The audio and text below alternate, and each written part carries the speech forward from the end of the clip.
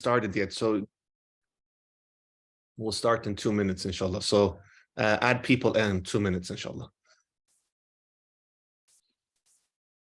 Let me make you co-host, brother.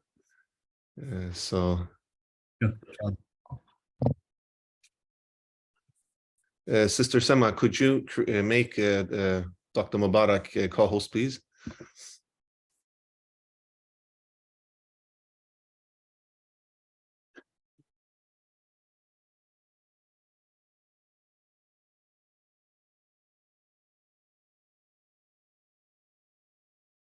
Perfect.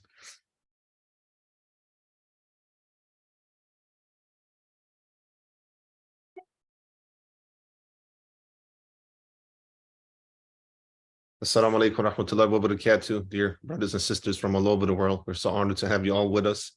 This is the first session out of many, inshallah, by the grace of Allah Azza wa Jal, where we're going to go through a journey of Imam Ghazali's work, both from his biography, of course, and also his magnus opus, which is the Ihya Ulum-ad-Deen, together with our dear friend of mine, dear colleague of mine, and a very knowledgeable person when it comes to Imam Ghazali's work, Dr. Mubarak. We will start soon, inshallah. We'll give a couple of minutes for all people to join us. We are an international movement. We have members from all over the world. So, due to time zone differences, maybe people have some salah times. So we'll give a couple of minutes and then we will start, inshallah. It's such an honor to have you all with us. Feel free to use the Zoom chat for introducing yourselves, connecting with one another. It's always lovely to see the diversity that we have as an international movement. Feel free to change your names and add also your country of origin if you would like, just to highlight the diversity once more. I already saw that Sister Farida from South Africa has added South Africa there. So mashallah, most welcome, sister and brothers, of course. We'll start soon, inshallah. Most welcome.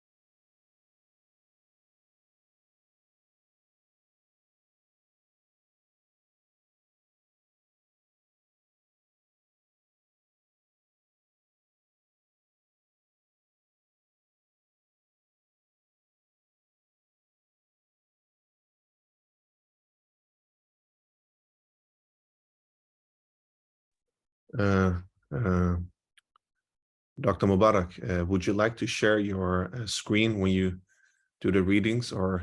Yes, I have some slides today, so I'll be sharing my screen. All right, perfect. So I'll start just by introducing the concept and just giving some brief background. Sure. No problem. And then you can start, inshallah. You can take your time. All right, Jazakallah khairan, brother. Thank you.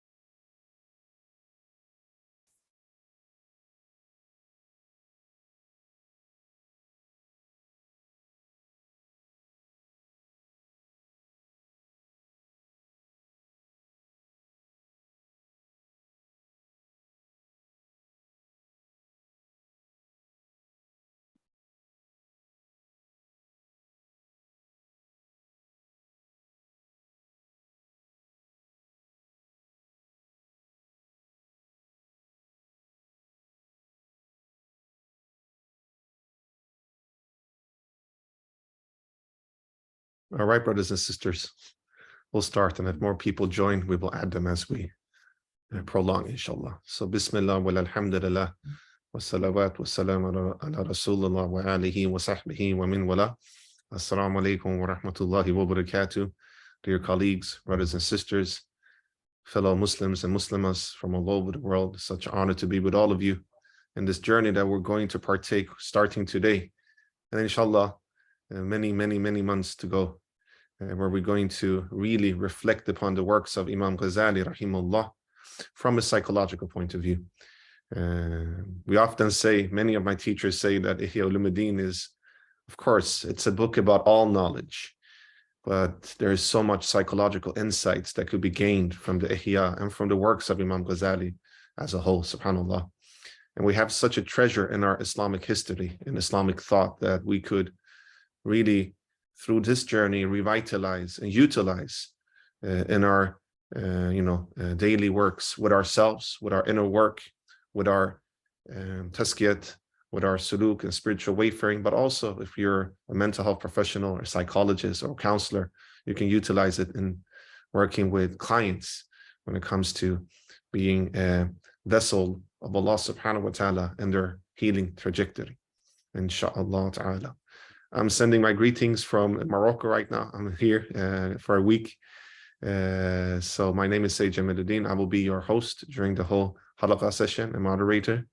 And we're going to introduce now the whole concept for all of you, so you know a little bit about its background, who we are, and why we have established this Halaqa, inshallah. Feel free to introduce yourselves in the Zoom chat. The Zoom chat will be open throughout the Halaqa.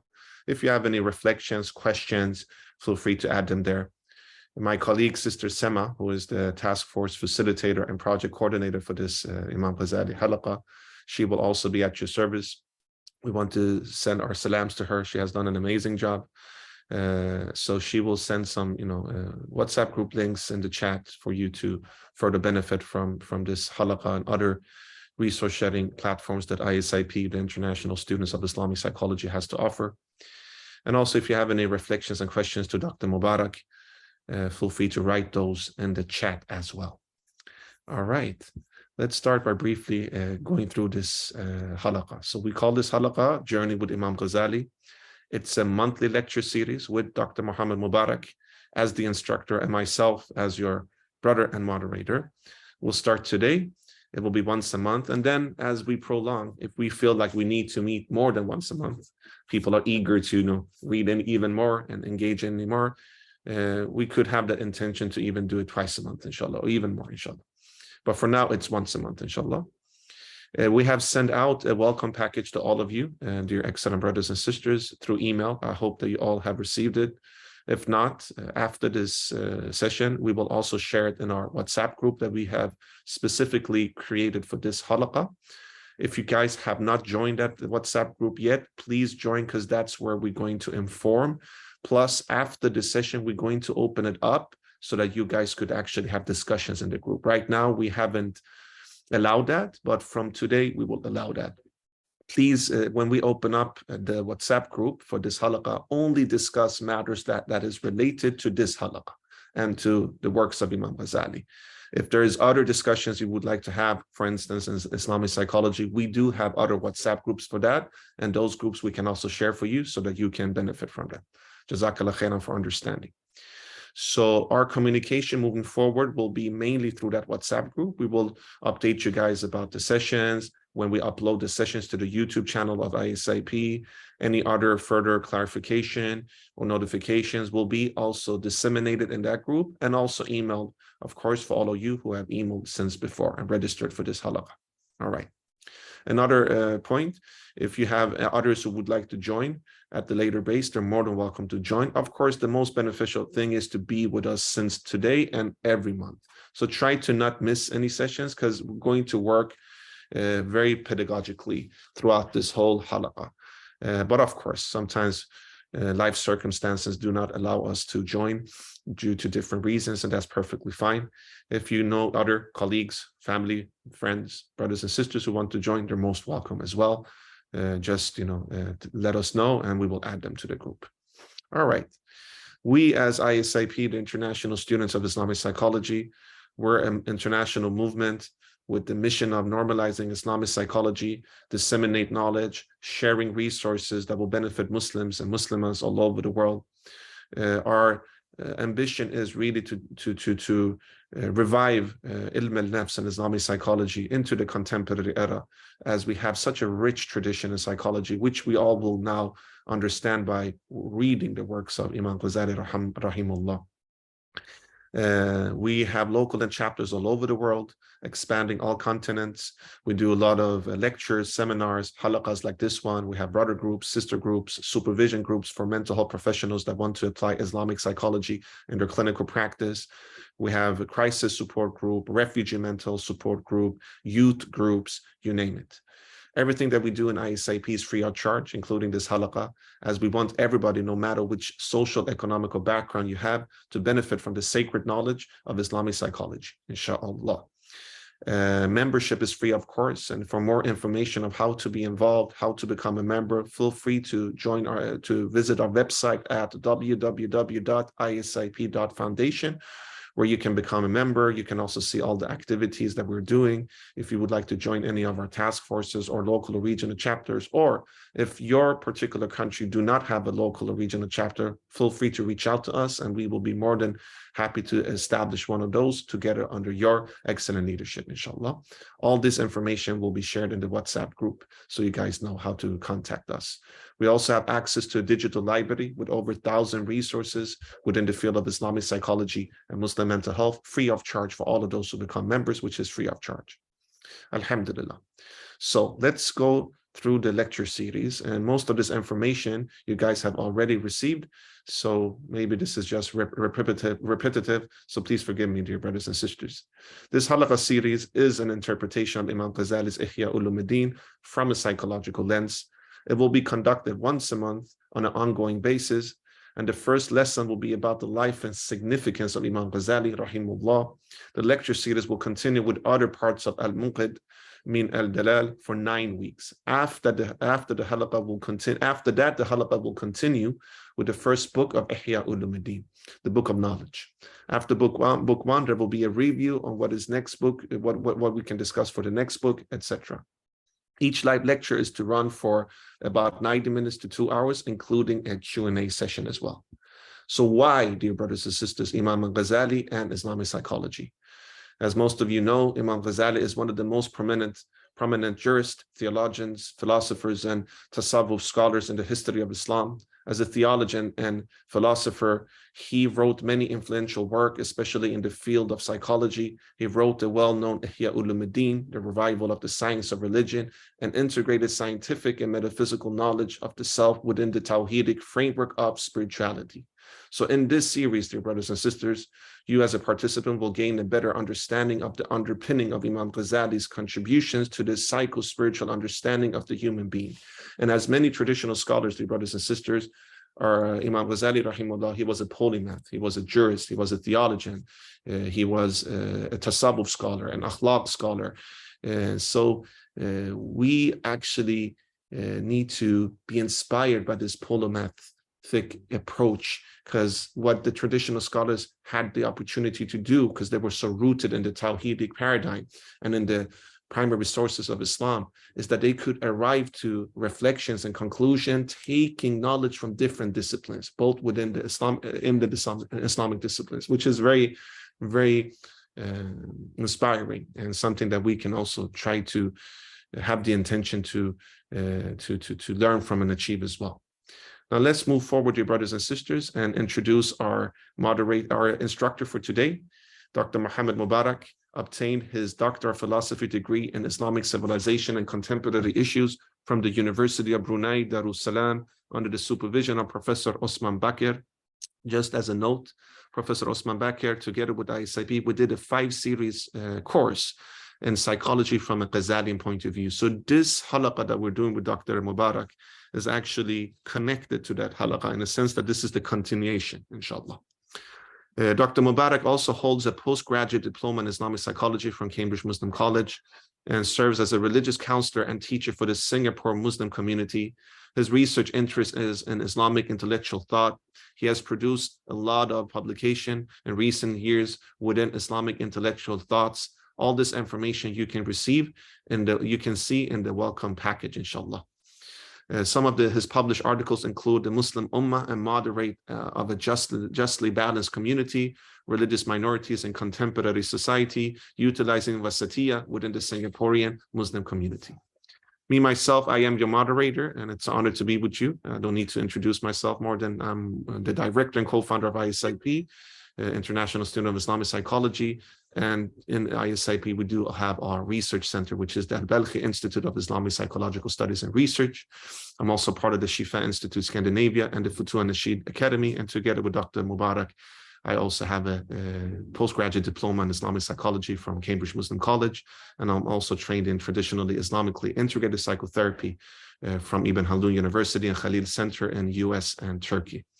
Alhamdulillah, shukrullah.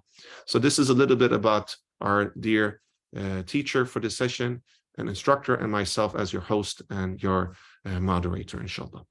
All right. I think this is most of the information that I wanted to disseminate to all of you brothers and sisters. As I mentioned, feel free to add the country of origin into your Zoom name, and also feel free to introduce yourself in the Zoom chat. My colleague, Sister Sema, Sister Ismat will share beneficial resources with you all. All lectures will also always be the second Sunday of the month at 9:30 a.m. GMT. And if you do not know what that time is in your specific time zone, feel free to use www.dateful.com, and that will easily help you to transmit the GMT time into your own time zone, inshallah. The Zoom link will be the same as well. And always go back to the welcome package if you need any information. Our Zoom etiquettes are very, very straightforward, brothers and sisters. Keep yourself muted at all time. Rename yourself, as I mentioned, and put the country of origin. And no personal recordings or screenshots are allowed, dear brothers and sisters. We will share the recording on ISIP's YouTube channel, and with the permission of Dr. Mubarak, we will, if he allows us, also share the slides that he will use if he uses any. Please arrive as much as you can on time, and also try to always have a very nice tone in the Zoom chat. Not that we ever had any issues, because mashallah, all of you are so humble, and mashallah, we should learn from your beautiful akhlaq, dear brothers and sisters. So please forgive us and forgive myself for any shortcomings. So this is a little bit about it. As I mentioned, the Halaqa Series WhatsApp group will be open after this session for further reflections, or if you would like to discuss the material. Feel free to do so, but keep all the conversations just related to this halaqa. Other types of conversations related to Islamic psychology as a whole, we have other groups that we will share the specific group links to you all. If you have any questions with regards to this halaqa, feel free to email us at lectures@isip.foundation. This detail will also be shared. All right. Without any further ado, dear Dr. Mubarak, my dear brother, it's an honor to have you with us, and we're looking forward to now listen to your presentation today. Most welcome. Bismillahirrahmanirrahim. Thank you very much, Brother Seyed Jamaluddin, for the introduction and also the invitation to join this ISIP halaqa, the discussion that we had since last year on how we're supposed to move forward with this halaqa. Bismillahirrahmanirrahim. Alhamdulillah. Wassalatu wassalamu ala Rasulillah Sayyidina Muhammad wa ala alihi wa sahbihi ajma'in. Qala rabbi shrah li sadri wa yassir li amri wahlul 'uqdatam min lisani yafqahu qawli. Qalu subhanaka la 'ilma lana illa ma 'allamtana innaka antal alimul hakim. Ma sha Allah kana wa ma lam yasha' lam yakun ilahi anta maqsudi wa ridaka matlubi 'atini mahabbataka wa ma'rifatak. Assalamu alaikum wa rahmatullahi ta'ala wa barakatuh. Let us all begin by making our intention. Making our intention. That's been what is been taught by our teachers, that if anything that we would like to have great benefits from it, let us all of us make our intention, so that our gathering here will be a gathering of benefits. Right? And we shall read our intention together here, which I have put within the slides. We will read the Bismillahirrahmanirrahim. We read the Fatiha with intention to give and to receive benefits, to teach and to learn, to follow the Prophet Zahir and Batin, and with the intention to cooperate, work together, and assist one another in Islam and in adhering to the Sharia of the Prophet Sallallahu Alaihi Wasallam. May Allah grant us complete determination and diligence in seeking beneficial knowledge, able to perform good deeds with sincerity and longevity in obedience to Him, a good ending during the time of death. الفاتحة بنية النفي وانتفاع والتعلم والتعليم والابتداء بالنبي المختار بالسر والإجهار وبنية تناصر وتعاون والتعاضد على الدين وإقامة الشريعة سيد المرسلين وأن الله كمال النشاط والحمة والجد والاجتهاد في طلب العلوم النافعة وعمل بها مع الإخلاص وطول الأمر في طاعة الله وحسن الخاتمة عند الموت وإلى حضرة النبي سيدنا محمد صلى الله عليه وسلم. الفاتحة. أعوذ بالله من الشيطان الرجيم. بسم الله الرحمن الرحيم. الحمد لله رب العالمين الرحمن الرحيم مالك يوم الدين إياك نعبد وإياك نستعين اهدنا الصراط المستقيم صراط الذين أنعمت عليهم غير المغضوب عليهم ولا الضالين. Alhamdulillah. Welcome everybody, whether it's morning, night, afternoon, right, depending on your time zone. All right, thank you very much for spending some part of your time to be together with us in walking through this journey of Imam Abu Hamid Al-Ghazali. Also like to thank ISIP, Sister Sima, and also Sister Fatima, right, in coordinating all these administration methods, in ensuring that this halaqah takes off as how it has been planned by all of us in the ISIP-International. But I say Jamaluddin is a dear brother to me. We met in our Cambridge Muslim College postgraduate diploma in Islamic Psychology for over more than a year ago, and I had the privilege to be with to see him, all right, when we were in Cambridge for our summer program, right, to be able to witness the kind of sincerity that our brother Seyed Jamaluddin has in bringing in, making Islamic psychology discourse, right, to the world. It's not only to his country, but bringing that whole discourse to the world in a way that it is I would not say affordable because it's all free of charge, that it could be received by everyone irrespective of their economic status. Alhamdulillah. All right, may Allah subhanahu wa ta'ala always bless our brother Seyed Jamaluddin and his family, all right, with iman and with health, and with knowledge and wisdom, inshallah, so that he is able to lead this ISIP, all right, to greater heights, and being able to bring in all the various wisdoms that is been going around, all right, in the world, all right, on this idea of Islamic psychology, inshallah. Okay, just a few preliminary remarks before we jump into this halaqah. Although in the halaqah it says down there conducted, I would say that I'm still a student of Islamic intellectual tradition, a student of Imam Abu Hamid Al-Ghazali, and definitely a student of my teacher, Al-Fadil Professor Dr. Emeritus Professor Dr. Osman Bakar, who has done the 5 series of lecture on Imam Al-Ghazali. I am merely just continuing his legacy as what he has done and rooted, right, provided some very important principles within those lectures. So therefore, I do encourage all of you, all right, to go to ISIP YouTube channel to subscribe to it and then to listen to Prof. Osman Bakar's exposition on Imam Abu Hamid Al-Ghazali's contribution, Imam Abu Hamid Al-Ghazali's ideas within the field of psychology, and how that idea of psychology, that idea of ilm-an-nafs is totally different from how we are understanding psychology. And there was also another term that Professor Osman Bakar introduced, all right, in the lecture, all right, that was mutology, a psychology that has kind of a divine roots, all right, divine roots. And he has quoted Muhyiddin Ibn Arabi and some other also contemporary scholars in that area. So I will not go into the debates between the contested terminology of the idea of psychology. What is psychology that I'm referring to? Right, it is definitely what has been mentioned by Professor Osman Bakar in his lecture. Okay, that includes all the dimensions of the human being, all the dimensions of the human being, the ruh, the heart, the aql, the jasad, the nafs, looking at the human being as a whole, right? And that is how Imam Abu Hamid Al-Ghazali has written a lot of his work, and a lot of our classical scholars has looked at ilm and nafs, right, from that perspective. So therefore, that's the whole idea of this psychological perspective.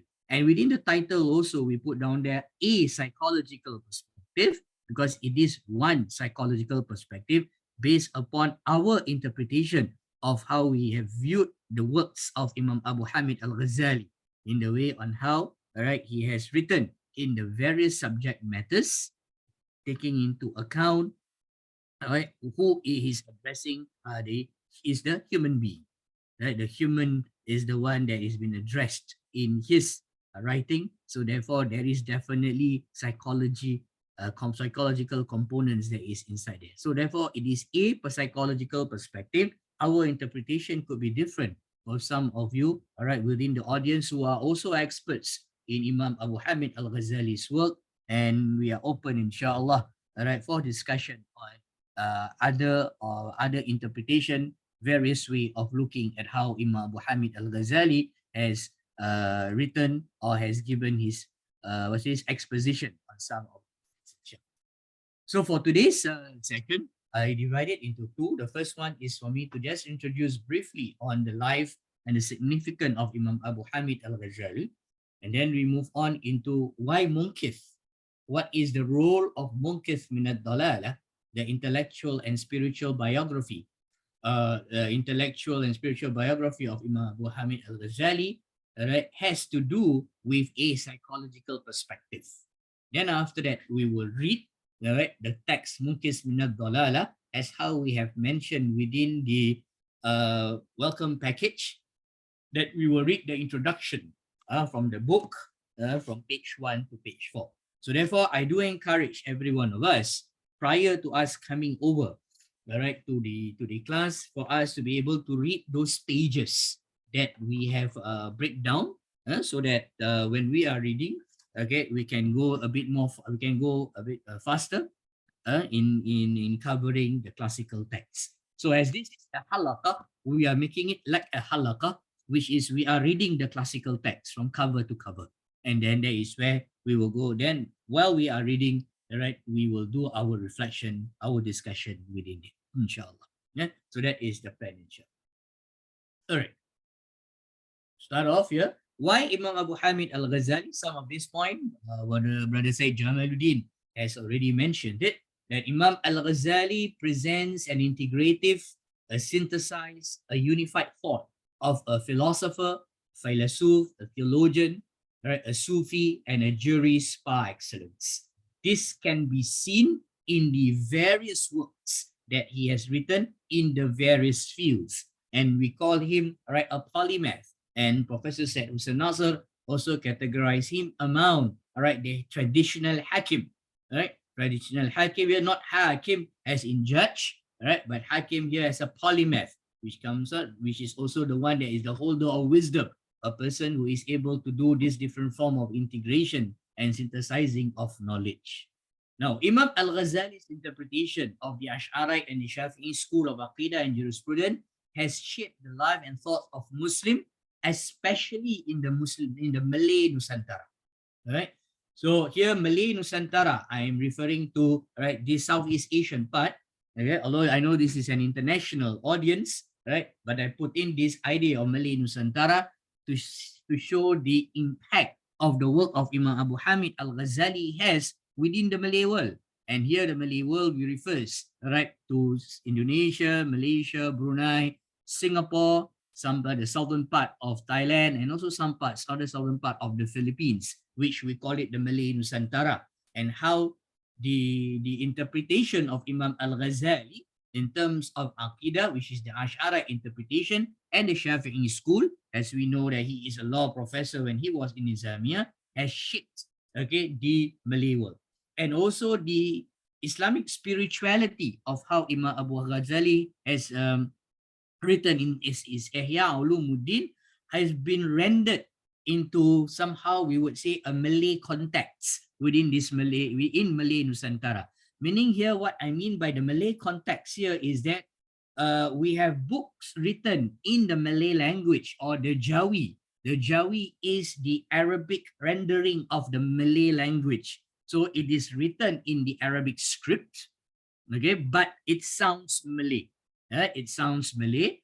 And these books that has been written follows exactly, I would say exactly the 40 books of Ihya Ulum-ad-Deen. Though it does not become 40 actual books as how Ihya Ulum-ad-Deen is, but when it renders into chapters, right, it follows the same sequence and of the Ihya Ulum-ad-Deen. So we have these commentaries and this rendering that gives in the cultural flavor of the Malay Nusantara, all right, on the commentaries. Because as we know, when we look at the Ihya Ulum-ad-Deen, there are stories within the Ihya Ulum-ad-Deen that a lot of people who have not understood it because it was using the context of the Arabs and the Persian at a particular period of time in order for Imam Al-Ghazali to give some of his, to make some of his points. So these things, all right, are being changed and been put in, all right, towards the culture of the Malay world. Now, many of his important works also has been translated into English language, which makes his works very accessible to the masses. I would say, although I have not counted, all right, and make a comparison across all other classical scholars, by looking at the amount of translated work that we have in any of the bookshops, usually Imam Al-Ghazali shelf will be the most. Imam Ghazali shelf would be the most, with the amount of translation that has been carried out on his work. So this makes his work very accessible, all right, to the common people like us, right? Now, another thing about Imam, a few other things about remembering Imam Al-Ghazali. Who is he? All right, how should we remember him? How could he be remembered? He could be remembered in many, many ways, right? A way that is a scholar who was very much concerned with the Sharia as a way of dealing with the affairs of the world, and the Sharia as a way that leads to the next world. So for Imam Abu Hamid Al-Ghazali, the Sharia needs to be placed above our head. It has to be the crown of any of our thoughts and our action. Although we said that a lot of times we say that the Ihya Ulum-ad-Deen is Islamic spiritual work. It is an ethical work, but those are all grounded in the Sharia. So a person, a scholar who is very, very much concerned on the Sharia. Sharia not just, all right, in fulfilling the obligation, but the Sharia, all right, as a way on how our affairs in this world can be managed, and at the same time, how our daily routines, which are also governed by the Sharia, is also part and parcel of the way on how it will lead us to the next world.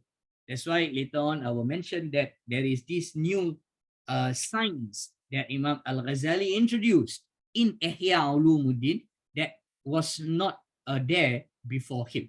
Okay? Now he is a scholar who is totally immersed in his society.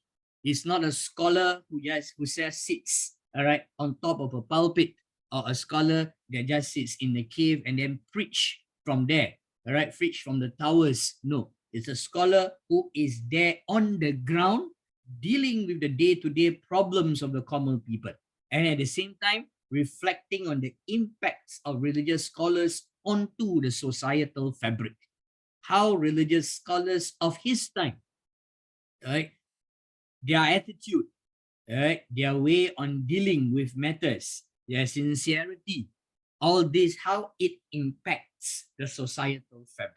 So that's why if we were to look again at Ihya Ulum-ad-Deen, right, at the very introduction, he was addressing on the maladies that was happening within the religious sciences due, all right, to the religious scholars not able or not, all right, carrying out their due diligence and duty as religious scholars for the society. Next, Imam Ghazali is also a scholar who bridged the gulf between the legalistic practice and rituals encompassed by fiqh and the spiritual discipline and experience encompassed by tasawwuf. So that is who is he, right? He is able to bridge that gulf, to bridge that dichotomy that was happening during his time. Well, during the time of Imam Abu Hamid Al-Ghazali, we should know that Islamic civilization was already out of its formative years. Out of its formative years means that Islamic civilization was already stable as a civilization. Now, of course, the the idea of political stability, whether it's really stable or not, that is outside our discussion here. That could be discussed. As we know, there are many civil wars and all that. But in terms of it as a civilization, right, it is stable. The formative period has already passed. Right, the formative period has already passed. Knowledge has already been categorized in its different categories with different methodologies. We can specify scholars within the various subjects with their respective methodologies. So this idea of Tawheed, right? Tawheed has that unifying or the most fundamental idea in Islam. Tawheed has found its manifestation in the life and thoughts, right, of the Muslims, right, during the time of Imam Muhammad al-Ghazali. Now, he's a scholar who restored the equilibrium between the exoteric and esoteric dimension of the deen by explaining away their contradictions. Right? So able to bring these two back. A scholar that deems that every action of the human being can be part of their journey to the hereafter. So it's not just about the ibadats, but the adats, the customary actions are also part of the hereafter. The customary action, the movement of the jasad has an impact onto the heart. Although the jasad is merely just carrying out the orders from the heart, but the actions of the outer, all right, the jasad has an impact upon the heart. So therefore, the adat, the customary action, which has 10 books within Ihya Ulum-ad-Deen, the second quarter of the Ihya Ulum-ad-Deen is all talking about adat. See, adat, we're not talking about adat as in culture. Adat here in terms of customary actions that we do, like eating and drinking, marriage, transaction, halal and haram, right? Brotherhood, going for a travel. These are the customary actions that was, right? That was and is still customary for all of us. How these are also part, right, of our journey to the hereafter. Now, a scholar who drew the boundaries of falsafa, yeah, and inspired the birth of the Ishraqi philosophy. This is a big topic. I just put it down there, but I'm not going to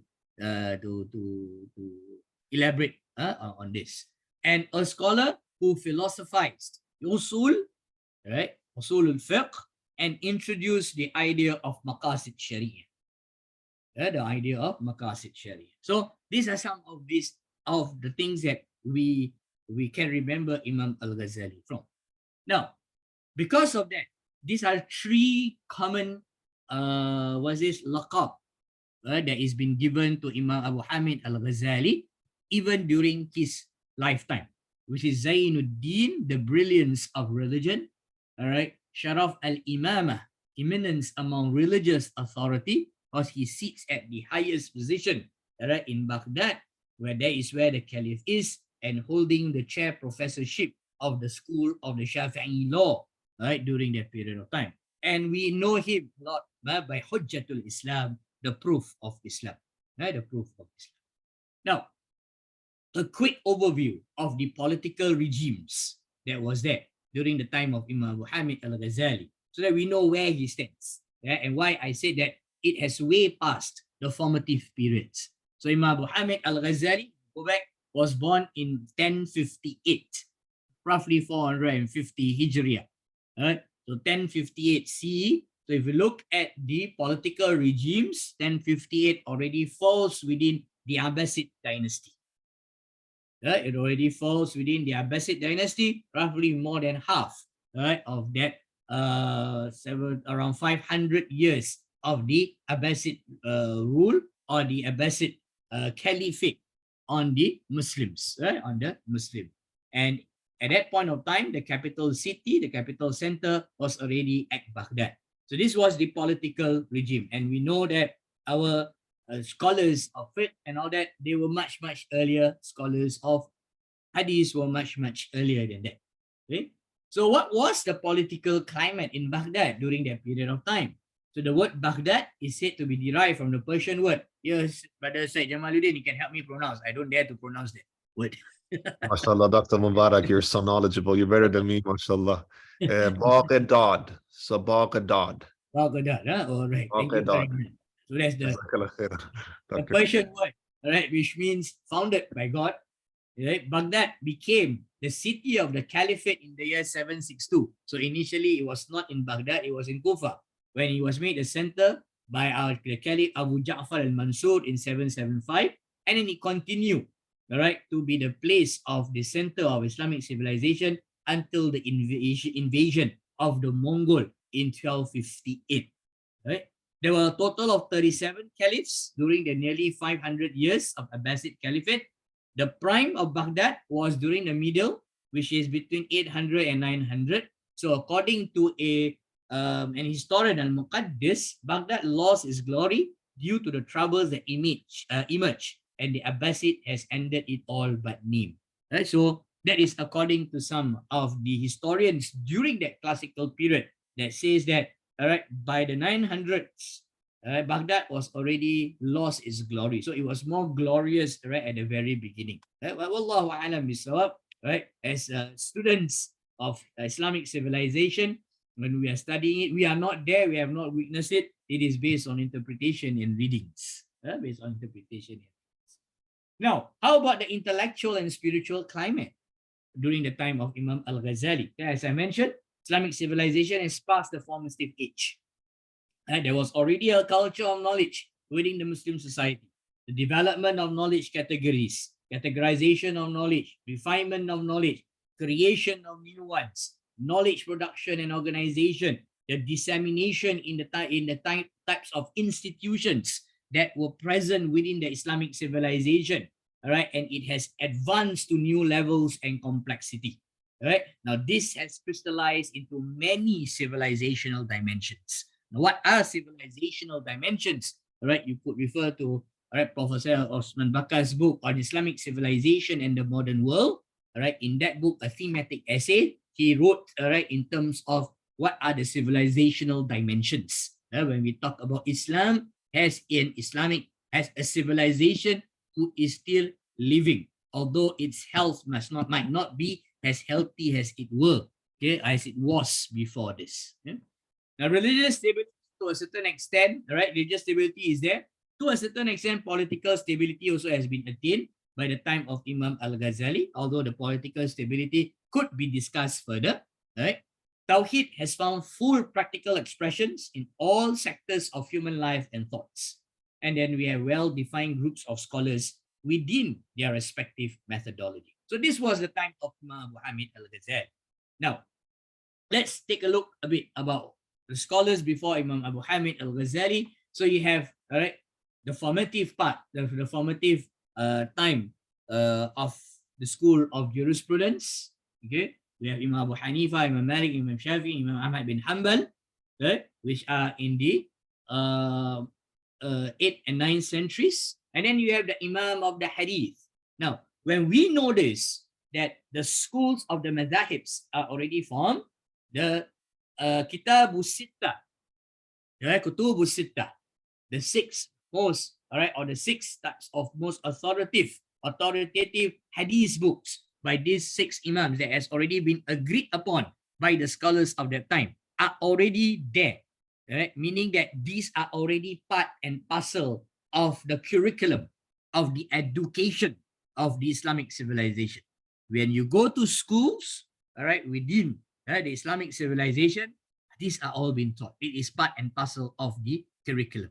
So it is systematized, all right? Knowledge is not informative. It already has its respective scholars. And it is developed, it developed and also still being used, all right, to answer and deal with complex problems. And then you have the scholars of Aqidah, the theologians, which is Abu Hasan al-Ash'ari, Mansur al-Maturidi, and Imam Hattahawi, whom we describe or we take to be, all right, the imams for the Aqidah al-Sunnah wal-Jama'ah. All right, okay. And then you have all the others which are in blue that comes after Imam Abu Hamid al-Ghazali. So the intellectual and the spiritual climate during the time of Imam Abu Hamid al-Ghazali stable in terms of religious practices, but that stability with the different types of scholars and their followers also brought about certain other challenges, which Imam Al-Ghazali mentioned to us in his Munqidh Ad-Dalala, and then in the introduction of his Ihya Ulum-ad-Deen, and we also know about those challenges. All right, this is a brief chronology of the life of Imam Abu Hamid Al-Ghazali that is taken from one of the books which has been one of Ihya's book that has been translated by Fons Vitae. So they have this, the one that is bold, all right, the one that is bold is not in the book, so therefore I put it in, and because that intellectual crisis of Imam Abu Hamid Al-Ghazali, which he deals with in his Munqidh in chapter 1, in the introduction in chapter 1, is a very important part, all right, that will inform us about certain things on psychology. So therefore I added that, all right, within the brief chronology of Imam Abu Hamid Al-Ghazali. So Imam Abu Hamid Al-Ghazali, born 450 in Tus, began to study at Tus, and then traveled to Jurjan to study, then studied, then went to Tuzbek, then went to Nishapur to study with Al-Juwaini. Right? I was told by Prof. Osman also that when he was in Jurjan, right, one of his classmates was Omar Khayyam. One of his classmates was Omar Khayyam when he was in Jurjan. And then when he was in Nishapur with Al-Juwaini, that's where he has his intellectual crisis, which we will deal with in great detail, right, in the Munqidh and reflect upon it much more. And he composed his first book, Al-Manqul, which is a fiqh book. Then the death of Al-Faramdi, one of his teachers, this is one of his spiritual teachers. So Imam Al-Ghazali was already exposed to Islamic spirituality at a very, very young age.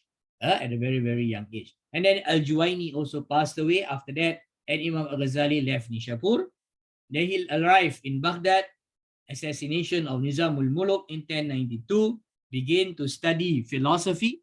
Okay, now here begin to study philosophy is his independent learning of philosophy. But he was already learning philosophy when he was studying with Imam Al-Juwaini. Present at lectures in Nizamiya, present at the oath-taking of the new Caliph Al-Mustazhir, the 28th Caliph, all right, in 1094, and played a very important role in ensuring that, all right, the bai'ah is being given. All right, the scholars and the people accepted Al-Mustazhir, all right, as the new Caliph of the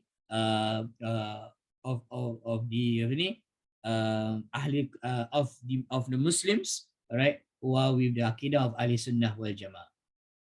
Right? Finished writing Maqasid al-Falasifa in 1094, finished writing Tahafut in 1095.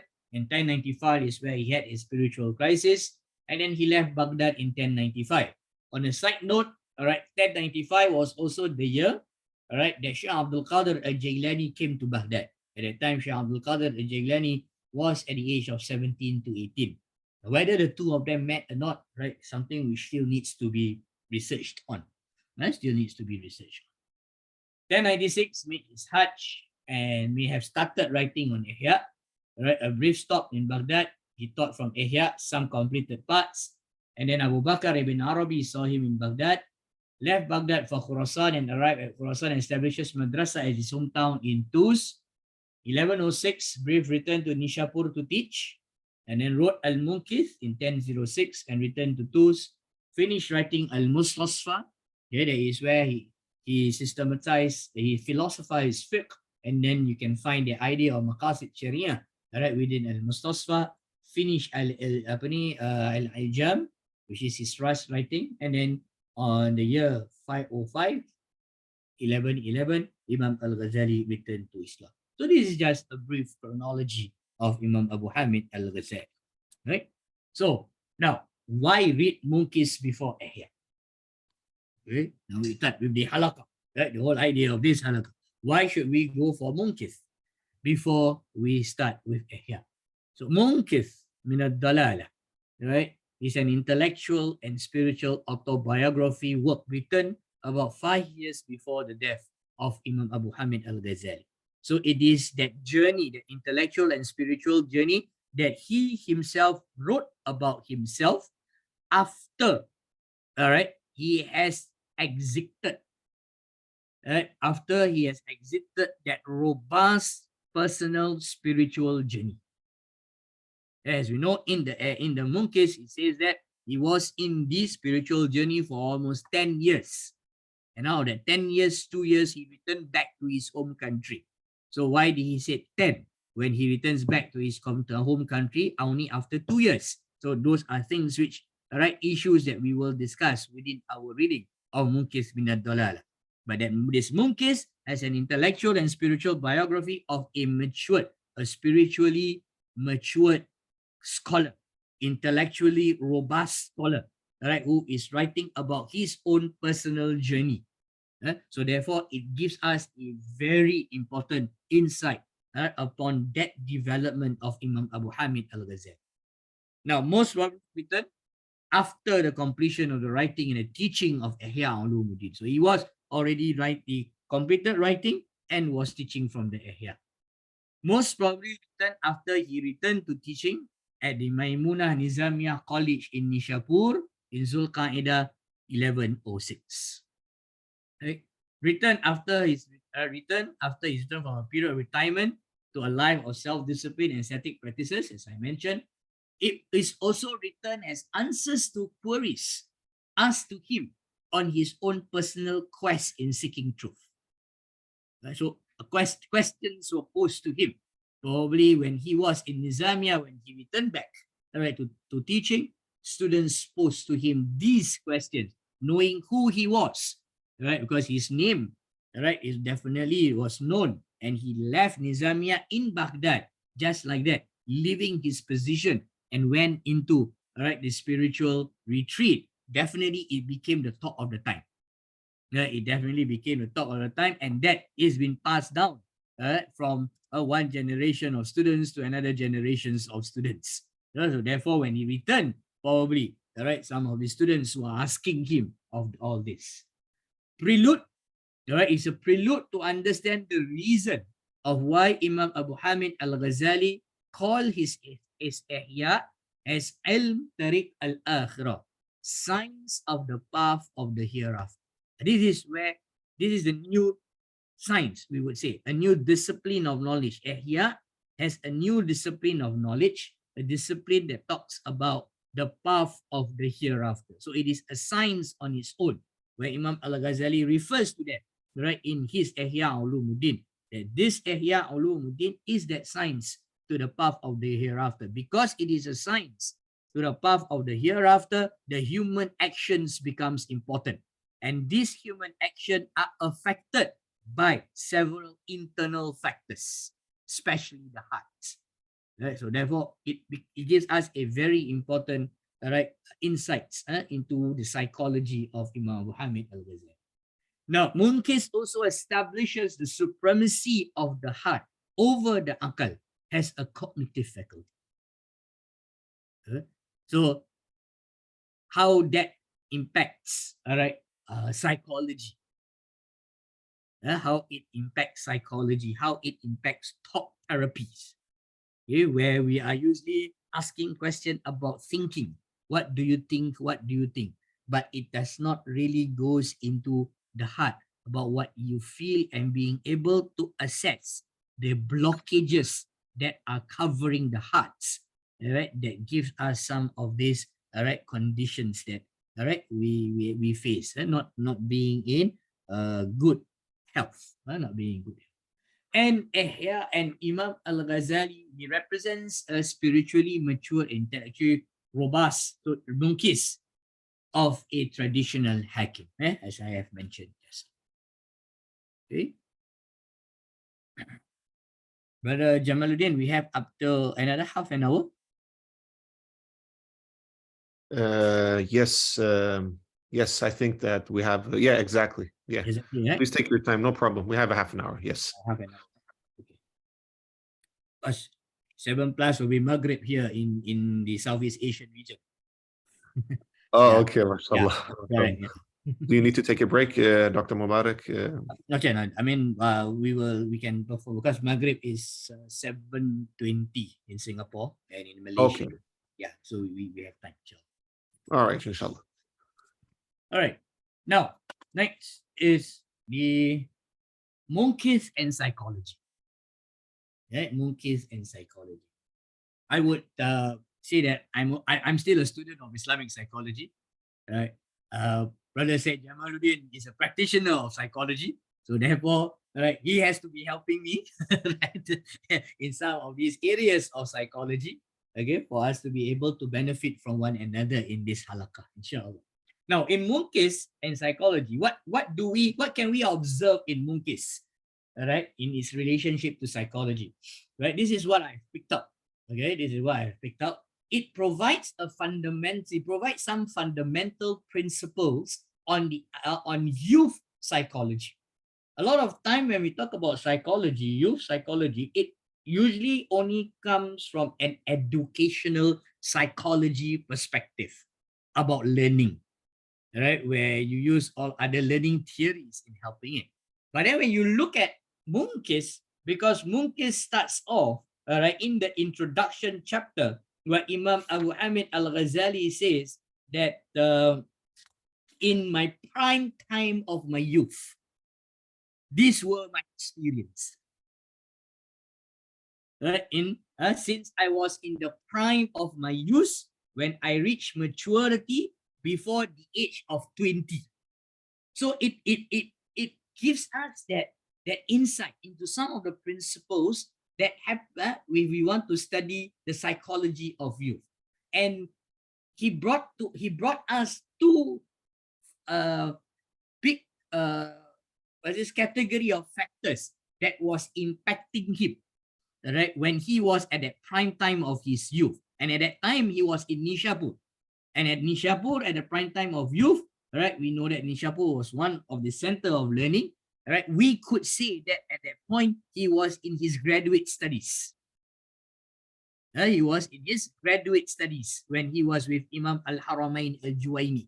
These were very advanced students, a very advanced student, all right, who has mastered the basics, mastered the basic of the religious sciences. Okay, two big categories: the internal and the external. Now, what is this internal? This internal is that fitric disposition that is always there in all youth, which is the quest towards certainty of things. Haqa'iqul umur. That we all of us, right? And if some of us who are already above the age of youth, okay, right? If you are already above the age of youth, let us recall when we were youth. Right, when we were youth, we had a lot of questions. We had a lot of confusions and questions because we want to find out things as it is, the real meaning of the thing, the enthusiasm that we had.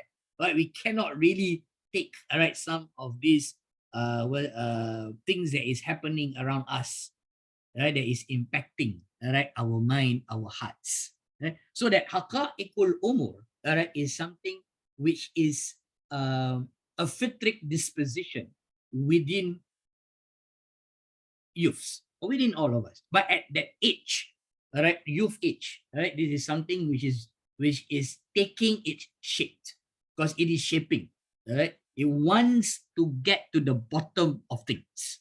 Okay. Now, potentiality towards actuality. How much does that potentiality of this fitric disposition has been covered due to external factors, due to exposures that youth had before they reached the age of youth? What kind of exposures that they had? So that potentiality of going towards truth, certainty of things, looking for it, right? How much had it been covered that they are just contented with what is presented to them, right? And then the idea of positive doubts towards other types of doubt. Yeah, positive doubt. I'm not talking here about waswas. Okay, I'm not talking here about waswas, but I'm talking here about shak, right? A cognitive kind of doubt, right? Shak, right? Which is different from waswas, as we know that waswas is something which all right, comes from shaitan. But this is positive doubt, right, or shak, where at youth, we tend to be skeptical. I don't like the word skeptical because the word skeptical is a bit, has some form of negative in it. Where some form of doubt when things are presented as it is and we question it. Okay? But because sometimes we don't get the answers, right? That kind of doubt move towards something else. Sometimes some types of other doubts, which becomes relativizing truths, all right, about doubting, all right, on truth of things that has its transcendental roots and many, many other things. Because this positive doubt of wanting to go towards truth, right, somehow it's not being given due attention, right, by adults around it. Now, external factors is how Imam Ghazali described to us the intellectual and religious environment that a youth has been and is exposed. Because Imam Al-Ghazali was exposed to a particular, to a intellectual and religious environment, okay, where the discourses of truth at that time, okay, was a discourse that within Islam that blaming others or thinking that my way of understanding truth is the only way, which I call it the monopolizing of truth. So this monopolizing of truth, that only my sect is the one that is on the right path and all of yours are all wrong. Although taking the lead from the interpretation of the prophetic say, okay, but that culture of blaming or that culture of takfiri that was happening. Okay, so this culture of takfiri is not something which is new, all right, something that has already happened. And those of us who read and know Imam Muhammad Al-Ghazali will know that he himself was accused of being a kafir. He himself was accused of being a kafir. So one of his response to that is where he wrote Faisal Tafraqat Bain al-Islam wa Zandaqa as a book, all right, to deal with the most fundamental criteria on how we can declare someone to be out of the fold of Islam. So that was the external factors. And then the debt discourse. And here I bring in the third one to bring in the modern context. At that time of Imam Abu Hamid Al-Ghazali, he was living in Baghdad. He was living in Nishapur in Tus, where the environment is an environment of a religious environment. So you had this.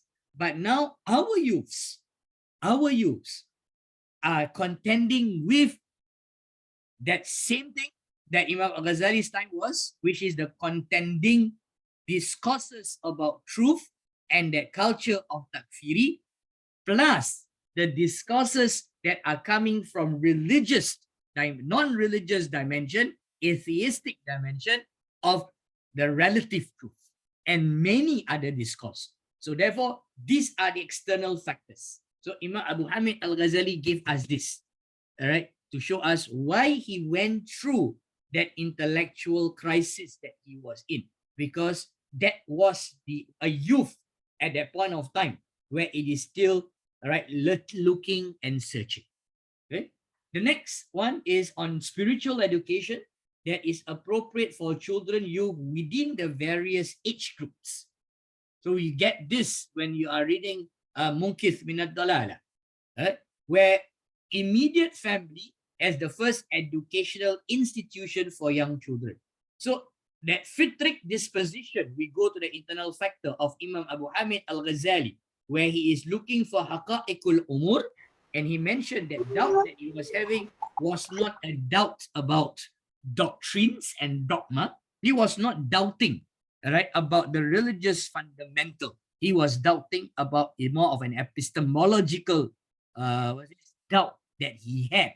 Okay, why was it? Is because the first educational institution when he was young was already taken care of, where the Shari'iyah or the fiqh, all right, was already being implemented on him, or he has carried out, all right, at a young age, the necessary obligation of a Muslim. We'll talk about that more when in the next slide when I talk about jurisprudential psychology.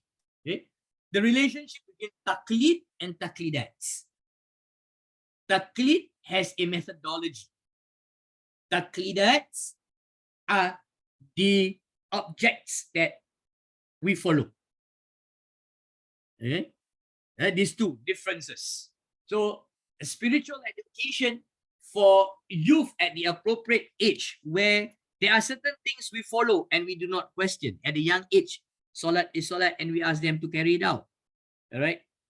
Then, as they grow, as they move up, all right, as the intellectual capacity develops, as the heart, all right, develops, and all that.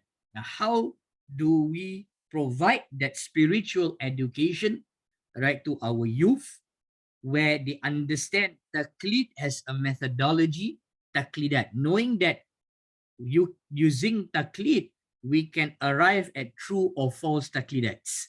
But the taqlidats which are truth, that are from the Quran and from the prophetic traditions, right, are something which are established through revelation. So how do we help, all right, in this youth psychology, right, being able to give that kind of spiritual education that makes, all right, youth being able to balance off between, all right, taqlid as a methodology and then submitting, right, submitting their will to some of these taqlidats or some of these already established rulings that are already there. Right? Then the third one is recognizing and developing the capacity of the heart as an intellectual faculty that is capable of reaching higher levels of truth and certainty. Chapter 1 and chapter 2, the introduction and chapter 1 of the Munqidh. All right. At that point of time when Imam Al-Ghazali was in his prime time of 20 years old, he was already exposed to spirituality with his teacher Al-Faramzi. But in terms of the capacity of the heart, right, to be able to assess truth, was still developing. He was still not there yet. Right? He knows the theories, but the practicing, the disciplining has yet to happen. Right? So therefore, how then, when you look at the whole argument that he went through in establishing there is this supra-rational faculty that is there, where it could doubt whatever the rational faculty has come to conclusion. Right? So that is what he went through at that prime time of 20 years old. Right? Knowing or coming to terms that the aql has something else above it, right, as a cognitive faculty. So what kind of spiritual education can we provide, all right, to youth and children within the various age, knowing, all right, that the development of the various components of the human being develop at different time, different rate, at different ages. So Munqidh give us an insight to this, whereas Ihya will go into details about all this, right? About all this. All right. Next, Munqidh again. So this general introduction. So Munqidh has this general introduction to these various types of psychology, where the details are formed in the Ihya. These 5 categories, right? I would say that I've taken it from Prof. Osman Bakar, right, in his first lecture. So you can also listen to him, all right, when he introduced these 5 different types of psychologies that Imam Al-Ghazali was able to synthesize. Imam Ghazali was able to synthesize, all right, and then give his own interpretation and synthetic, integrative model, all right, of psychology, Al-Munqidh, right, Al-Munqidh. I'll just briefly go through this, all right. More detail, please look at the 5-part series by Professor Osman Bakar. Reviewed psychology here, right? In Munqidh, it gives this introduction to this idea of reviewed psychology by Imam Al-Ghazali, telling us about, all right, the dua of the Prophet. The dua of the Prophet, where the Prophet sallallahu alaihi wasallam ask Allah to always show him truth as truth. Right? The sayings of the Prophet, well, when he was going through that spiritual crisis, okay, where the Prophet sallallahu alaihi wasallam mentioned about the death is death means that when we approach there, when we pass on, a new life, a more real life comes about.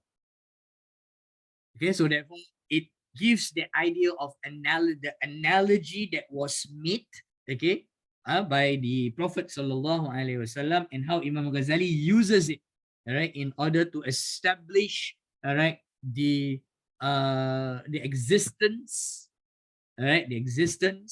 okay, and acknowledge that there is something which is higher than the rational faculty for the human being in order to arrive at haqa'iqul umur. Okay, so these are some of these I would say small bites that Imam Al-Ghazali give within the Munqidh on this idea of revealed psychology. Next is the jurisprudential psychology. So jurisprudential psychology here, although Imam Al-Ghazali did not put did not in the chapter on the various categories, the seekers of truth, which is chapter number 2 of Munqidh, the text that we are going to read, he gave 4 categories of seekers of truth: the theologian, the batiniya, the falsafa, and the Sufis. He did not put the juries there. It's not that juries are not seekers of truth. Juries are definitely seekers of truth. But here, seekers of truth, there is a certain object of study that he was looking at. Here, when we talk about the jurisprudential psychology, it has its link with the idea where the Sharia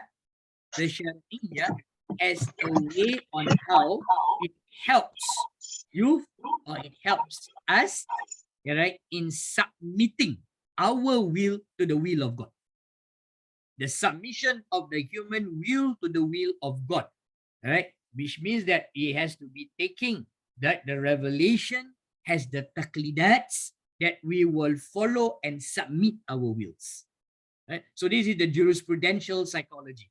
And this jurisprudential psychology that governs the human acts, are being divided into the wajib, the obligatory, the sunnah, the mubah, the makruh, and the haram. So you have that, because when it is at the prime time of the youth, when we want to understand youth psychology, this idea of following authority is very difficult for youths. Okay, so how does jurisprudential psychology, with the right spiritual education, is able to help our youth, to be able to intellectually develop spirit, having that intellectual, to maintain that intellectual curiosity, in arriving at haqa'iqul umur, and at the same time acknowledging the capacity of the heart, in its development, so that the purification is able to bring them to higher level of truth, submitting to something which is higher, so that by submitting you are able to reach higher. So this jurisprudential psychology plays a part within the psychology of the youth.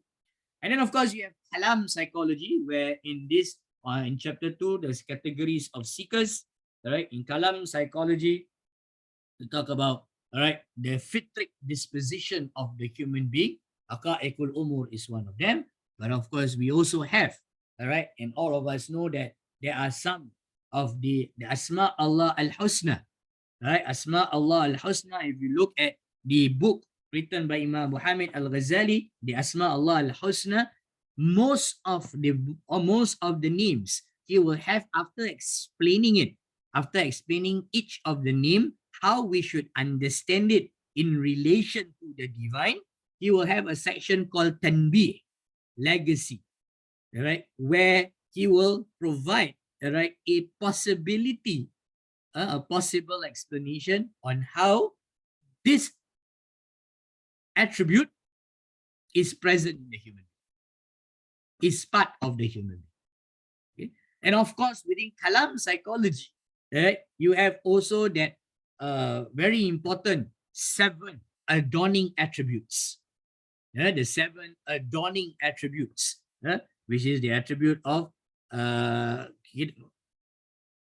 Qudrat, Iradat, Ilmun, Hayyan, Sama, Basar, Qalam. These 7 adorning attributes, okay, which takes up a lot of the books written within the Kalam tradition.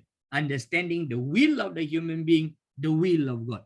The power of the human being, the power of God. So you want to use the term the divine-like attributes that are present in the human beings. So you have this Kalam psychology, right? Gives an insights to it because he deals with this in greater detail, right? In book 2 of Ihya Ulum-ad-Deen, where book 2 is Qawaidul Aqaid, the fundamentals or the foundation of creed, where inside there he divides that foundation of creed, right, into 40 different principles, right? 10 for the one on the essence of God, 10 on the attributes, 10 on the af'al, 10 on nubuwwah. Okay. Then you have the peripatetic philosophy, peripatetic psychology. Okay, means the psychology of the philosophers, more towards the various hierarchy of the cognitive faculties, and that influenced Imam Al-Ghazali quite a lot, where he used it also within his Ihya, especially in his book Tawhid wa Tawakkul, book number 35. And finally, of course, Sufi psychology, where Tazkiyatun Nafs, the whole, third and fourth quarter of Ihya Ulum-ad-Deen, where the heart is the central of the human being. That in order for the capacity of the heart, okay, in order for the capacity of the heart to be able to be increased, you need to go through the disciplining of the school. So Tazkiyatun Nafs, or Riyadatun Nafs, Riyadatun Nafs that leads, to Tadhibul Ahlaq, and then by us choosing some of those, muhlikats, for us to go through that Tazkiyatun Nafs in order for the heart to be cleansed, so that fitric disposition of reaching haqa'iqul umur can be done. So in here, when he talks about the Sufis, he gave this glimpse of this type of psychology within, the topology of psychology. So that's my quick introduction, on why we take Munqidh's relationship with psychology, okay, and that, inshallah. So right now, Seyed Jamaluddin, do we want to read the introduction? Then after that, we will go for the short Q&A, as we have mentioned in the... Yes, exactly. We could do so. There are some good reflections in the chat, but let's take them in the end. What do you think, Dr. Mubarak, by the way? Thank you so much for this brief introduction, by the way, Dr. Mubarak. Amazing, really. What would you suggest, Dr. Mubarak? I think we will read the text. Okay, we will read it. Yeah, because if we don't read the text, then the next session we will be delayed. All right. Would you like to share the text on the Zoom, the digital version of it, or would you like to read from your book? Maybe if we can share digitally, then everybody can read it together with you. You will be okay. Let me just. In the meanwhile, just to let you know, brothers and sisters, as Dr. Mubarak alluded to, the lectures with Professor Bakar is very beneficial. Actually, it gives you a thorough, perspective of the things that Dr. Mubarak is alluding to. So I just shared the link to the YouTube channel where you can find them. Of course, listen to them according to you when you have time, but it's very beneficial.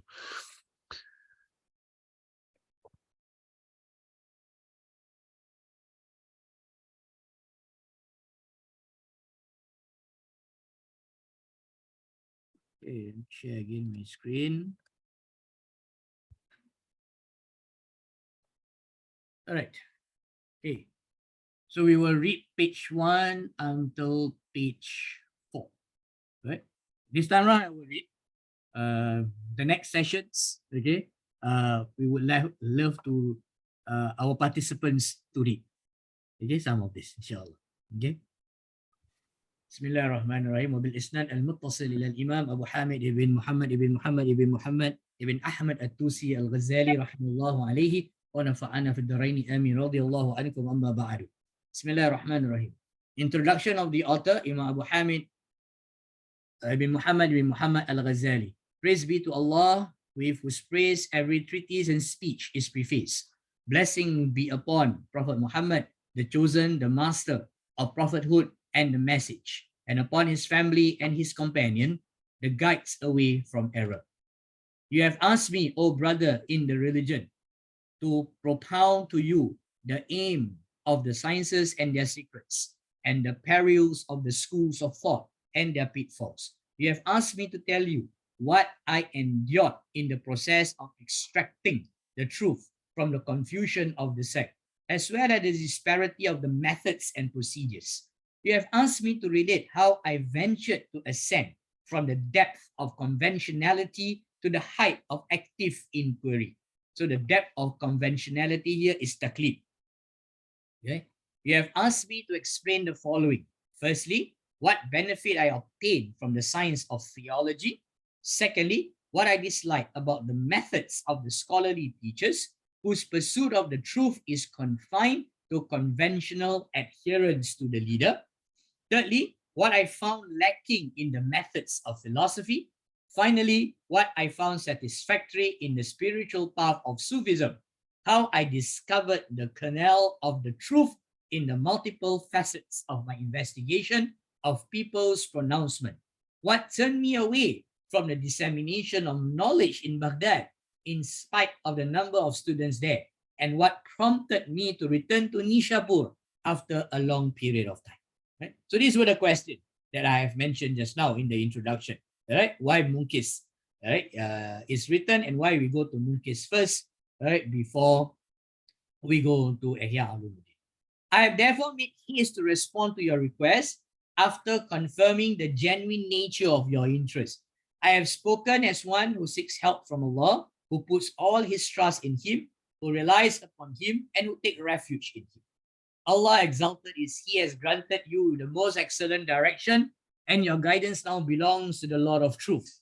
You must be aware of the diversity of people in the religions and creeds, and well as the diversity of leaders in the schools of thought, the multiplicity of sect, and the difference of method.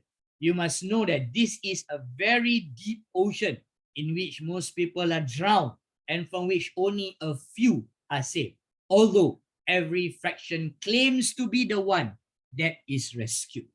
So here we are alluded to the external factor, right? During the time of Imam Al-Ghazali, the intellectual, the spiritual, and the religious, right? External factors that affects his inquiring mind. Every party exalts in its own tenets, right?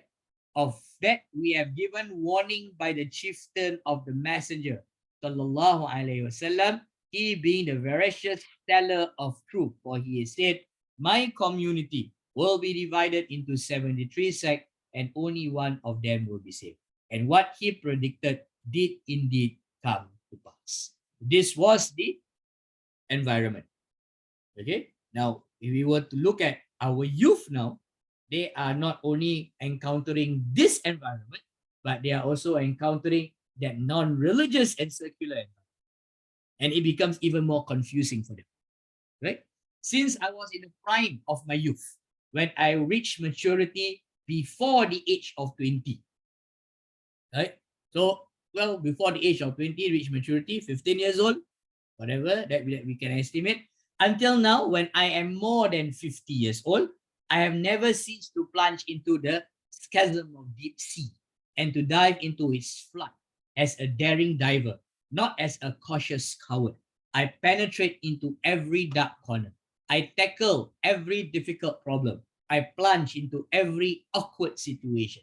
I examine the doctrine of every sect. I explore the secrets of each party's school of thought in order to distinguish between one that is truthful and one that is false, between one that is orthodox and one that is heretical. I do not live an esotericist without trying to study his esotericism, nor an exotericist without seeking to understand the substance of his exotericism, nor a philosopher without aiming to grasp the essence of his philosophy, or a theologian without striving to comprehend the purpose of his theology and his argument, nor a Sufi without attempting to discover the secret of his Sufism, nor a pious worshipper without observing what he obtains as the result of his worship, nor a truth-denying atheist, Zindiq, without spying behind him on ascertain the reason for the insolence inherent in his denial and his atheism. So as a youth. So he says this was from his youth till now. So therefore, I put in that principle of the youth psychology that it is fitrik within us to go into haqa'iqul umur. Okay? Haqa'iqul umur. The thirst for attaining the true fact has always been my custom and my practice from the start of my career and the prime of my life. It is an instinct and a disposition installed in by my nature by Allah, not by my own choice and design. As a result, the bond of conventionality was detached from me, and the ties of hereditary dogmas were broken off me around the time of my rigor of youth. So at the youth, prime time of youth are very curious. I noticed that the young Christians had no pattern of growth except in accordance with Christianity, while the young Jews had no pattern of growth except in accordance with Judaism. The young Muslim had no pattern of growth except in accordance with Islam.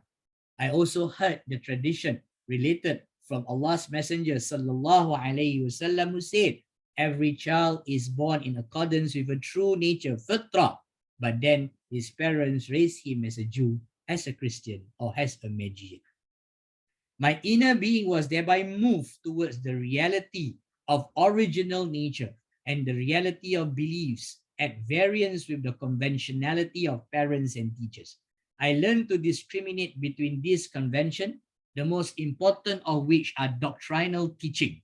As for distinguishing those that are true from those that are false, I learned that there are differing opinions on the matter. So I said to myself, my only goal is knowledge of the true facts. So there is nothing for it but to seek the reality of knowledge, whatever it may be. It became clear to me that sure and certain knowledge is that in which what is known is discovered by a discovery that leaves no trace of doubt and is not accompanied by the possibility of error and suspicion. This was something that he discovered at his prime time, his youth time. Okay? The heart is not capable of appraising that. Security from error must be also close to certainty that even if challenged by the demonstration of its falsehood, for instance, by someone who turns stone into gold and a staff into a serpent, that will not give rise to any doubt or denial. Since I know that 10 is more than 3, even if someone said to me, no, 3 is more, as proven by my turning into staff into a serpent. And he did transform it, and I witnessed this, his doing so, I would not doubt my knowledge on his account. I would simply experience amazement at the nature of his ability to perform such a feat, but as for doubting what I know, I would entertain no such doubt. I then understood that everything I do not know in this manner, and of which I am not certain with this kind of certainty, is knowledge in which one can have no confidence, and with which there is no security. If any knowledge comes without security, it is not sure and certain knowledge. Wallahu a'lam. MashaAllah. Jazakallah khairan, Dr. Mubarak. MashaAllah. Great reading. SubhanAllah. So this chapter, this introductory chapter, as I mentioned just now, it gives that insight into youth psychology, give that fundamentals of the youth psychology, the internal and the external, which I think for the benefit of our halaqa also, probably it requires some time for us to digest this. We could spend half an hour to 45 minutes in our next meeting for us to reflect upon these ideas that I found in the introductory chapter. With that idea of what I have mentioned, on the youth psychology, okay, and the spiritual education, and see how, and then we will go as how it flows. Wallahu Rasulullah alam, Wallahu Rasulullah alam. I think probably that's how we could move forward in our halaqah, because as I said, I'm just a facilitator. I'm not the one that is fully knowledgeable of all this. I'm still a student like all of you. So inshallah, we will learn from one another. Right? Inshallah. Yeah. Even though we're all students, mashallah, you have so much knowledge. It's such an honor. Honestly, I had the honor to study with you for a year, and mashallah, every day came gems from your side that we could benefit from. So I was so honored to learn from you, mashallah, with your sincerity, and also your, acknowledgement of how to utilize this in a psychological way is truly admirable. Thank you so much, dear doctor and my dear brother. So as Dr. Mubarak alluded to, dear brothers and sisters, this is ongoing halaqah. We will love if you guys can join every time, because it will be connected to each other. It will be like a pedagogical approach on this. So even though you can always capture the lectures afterwards on YouTube, to be live in place is the essence of halaqah. Now, we don't have the circle here physically, but we have the circle digitally. So just imagine yourself that we're in a halaqah. Halaqah means circle, right? And that Dr. Mubarak is in the center teaching us, and we're learning, and then we're engaging and trying to reflect, trying to understand. And as Imam Ghazali rahimullah says, the whole aspect of critically being aware is very important. The whole empirical knowledge and the way we view it today came from the Muslim scholars. The difference is that the secular empiricists have denounced the metaphysical realm, while Imam Ghazali rahimullah, he never denounced, or no Muslim scholars denounced the metaphysical realm. They just said that empirical knowledge is not applicable to the metaphysical realm, but we can understand the physical realm with empirical studies, and we can also understand the effect on the physical realm with empirical studies. So this is something that we should be very proud of, that's part of our tradition. So we need that circle of examining things, reflecting upon things in order to see how we can utilize it in our own life. And as also Dr. Mubarak mentioned, the inner and the outer. The inner in our own spiritual journey, the outer in how we can understand our society and the sociology and the community. And as also Dr. Mubarak alluded to, the maqasid of Sharia, the objectives of Sharia. How can we utilize that in this day and age? Because it's psychology in there as well, subhanAllah. So thank you so much, Dr. Mubarak. I think for this first session, I think we went through a lot. And I think our participants might need some time to marinate things because there was a lot of information. So my suggestion is we don't need to keep it too long today. We also want to encourage people to actually raise their hands. Generally in ISIP, we tend to have most discussions in the chat, but here we will allow also to raise your hands and maybe take 1-2 questions. We're many people, like we're over 70 people, so we won't be able to do it too much because we want to have enough time to also reflect with Dr. Mubarak and listen to him. But that's also an option for the future sessions, inshallah. Of course, the Zoom chat, don't feel shy at all. We're all learners. If you have any reflections, if you do not understand any Arabic terminology, write it in the chat, and then we can ask Dr. Mubarak, or we can, further clarify. I know that it was some questions there. Dr. Mubarak, let me just allude to one question in the chat. So it was a question about the notion of shak. Now, Brother Abdul Rahman actually answered it. But Sister Lubna from the UK, she wrote, "Are shak chronic negative thoughts?" Would you see that as the proper translation?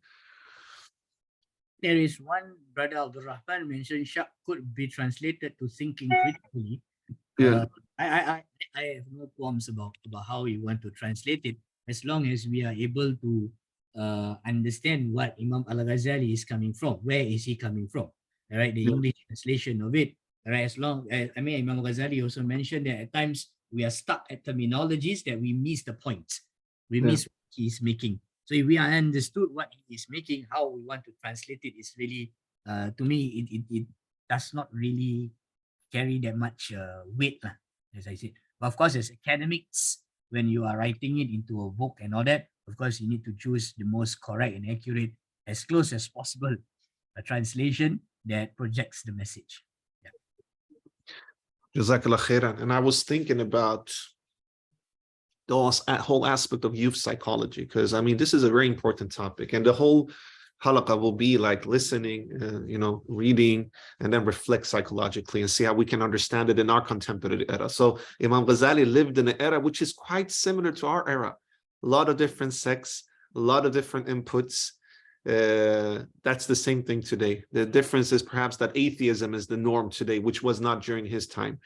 So you were not as abnormal back then if you were religious compared to today, where at least in the Western Hemisphere you consider to be abnormal, quote unquote, if you're rooted in a Tawhidic paradigm. Nevertheless, our youths today are also affected by so many different inputs. And as you say, Imam Ghazali rahimahullah, he spoke about being born into reflecting upon being born into fitra, our pure natural disposition of knowing Allah subhanahu wa ta'ala. And then through socialization, you lose touch to that, right? And even today, it's even more difficult than that. So a question I would raise for all of us: what can we learn from some of the nasiha and guidance that Imam Ghazali is giving us to utilize it with youth today, whether as parents or as educators or as teachers? Like we have the TikTok generation, we have the look down generation, and what are they looking down to? What is the inputs that they're getting that perhaps could take them away from fitra, right, and socialization? Now, there is also what Imam Ghazali speaks about, which Dr. Mubarak in such an eloquent way alluded to, which is there is critical examination that is good, and there is a critical denouncing that is bad.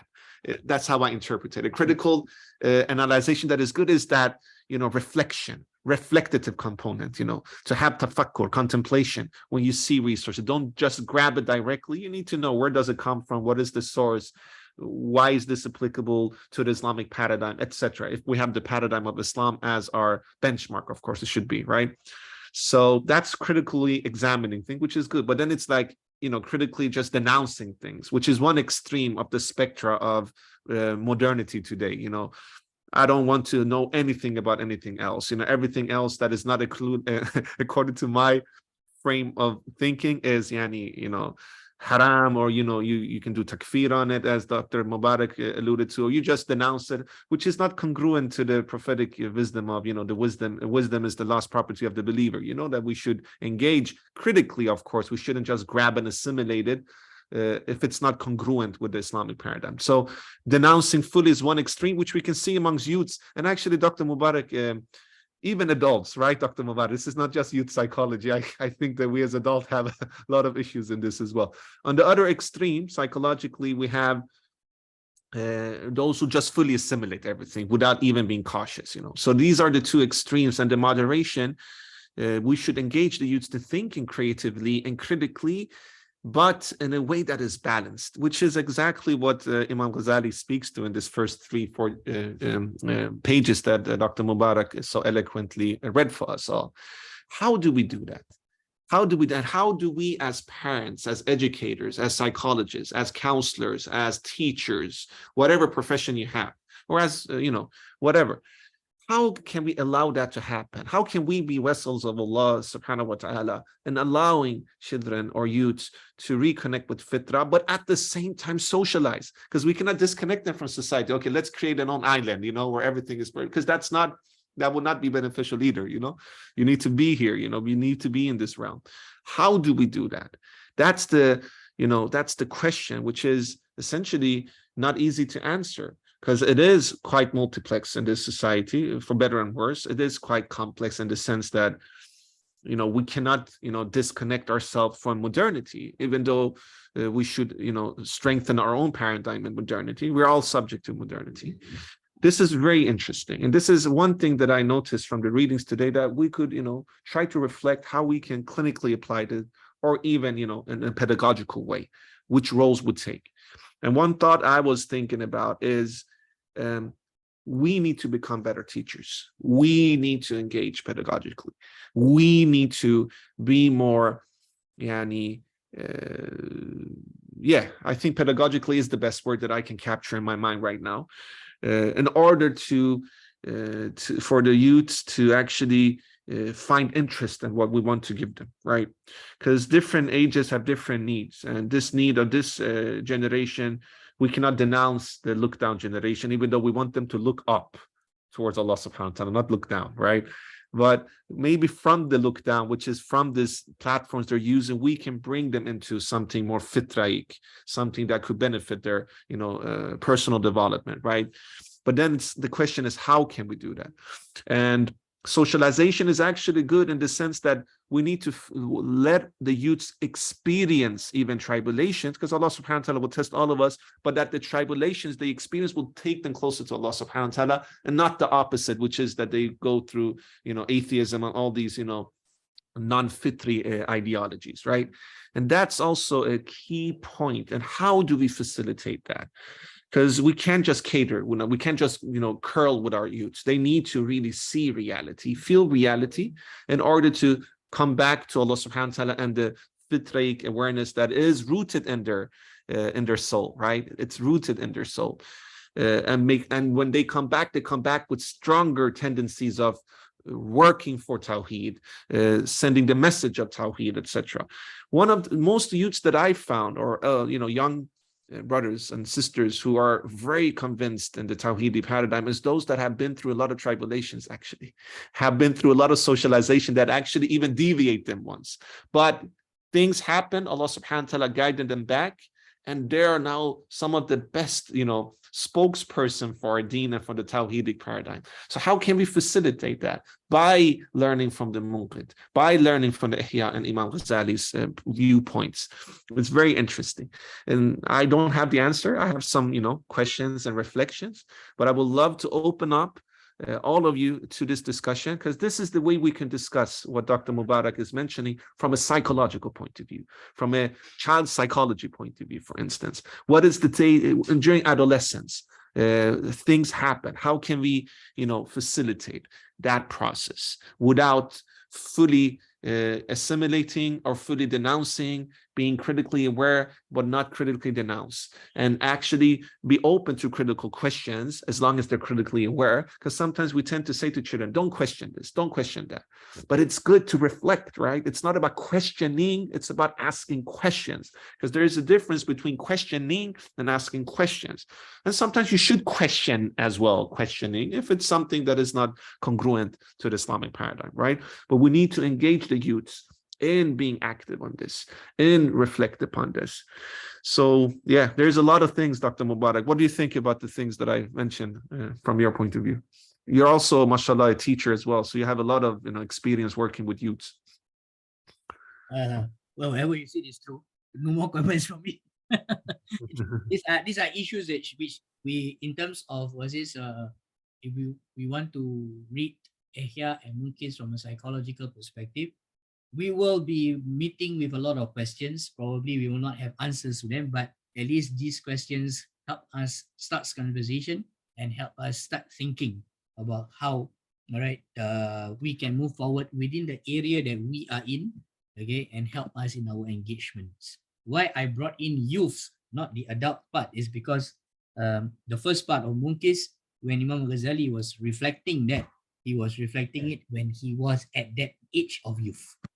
So that's why it gives a very good insight, right, of what youth psychology should look like when we want to deal with it. Yeah. MashaAllah, MashaAllah. We have one hand raised from Sister Aya. Yeah, feel free to join the conversation. Assalamu alaikum wa rahmatullahi wa barakatuh. Jazakumullah kull khair, Brother Jamaluddin and Dr. Mubarak. This is an amazing opportunity. It was 4:30 a.m. in Canada, but this is not to be missed at all opportunity. Allah Mubarak.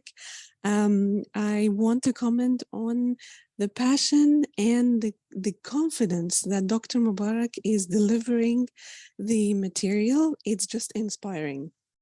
And the order of the material and the Munqidh from Al-Dalala, I'm very far, I'm very ignorant. I'm just starting the journey with your amazing selves, mashallah, tabarakallah, and I'm very grateful.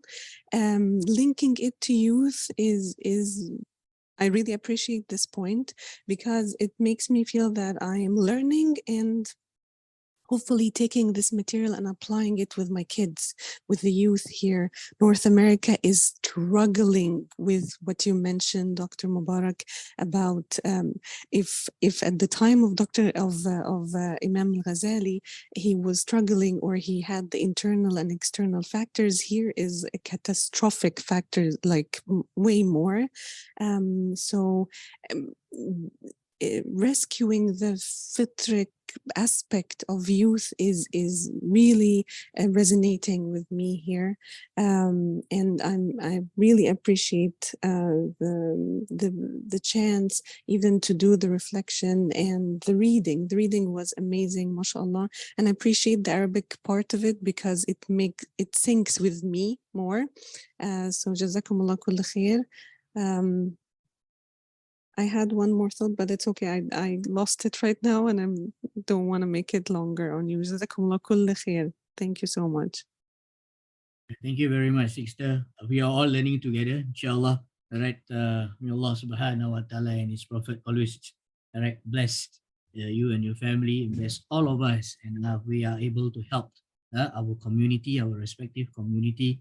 It is our role, right? As how Imam Ghazali is, he is on the ground, right, totally involved in society, right, being able to rescue, right, the community, the society around him, and that is the prophetic model. The prophetic model is the model of being there together with people, living together with the people, all right, and helping them, rescuing them, ensuring that, right, they are on the straight path, on the path to the hereafter. May Allah subhanahu wa ta'ala give us all ease, inshallah, right, for us to be carrying on. Thank you very much, sister. And mashallah, I applaud you to be able to be up at 4:30 a.m. to join us. It's a special halaqa, mashallah, tabarakallah. May Allah accept it for his sake and only for his sake, inshallah. Jazakallah khairan, Sister Aya. It's an honor to have you with us. And you're raising very important question. Thank you, Dr. Mubarak, for your humility. Just to add to your question, or your reflection, I should say, I think that the solution is in us together, collectively engaging and see what we can learn together. And what I learned in my studies, even though I'm just in the beginning of my studies, honestly, you guys have so much more knowledge than me, is that, for instance, the whole tradition of futuwa, which I'm very passionate about, or of many, has some of the answers when it comes to adolescent boys not being able to come to fitri manhood, sacred manhood. We need to institutionalize some things that we did in the past, where we educated the youths both in the inner works and the outer works, and we actually allowed them to be sacred men and sacred women. We don't have that anymore. We don't have the inauguration process from boyhood to manhood, for instance. All fitri, actually all indigenous religions, the Islamic religion first and foremost, but also indigenous religions generally had some inauguration process.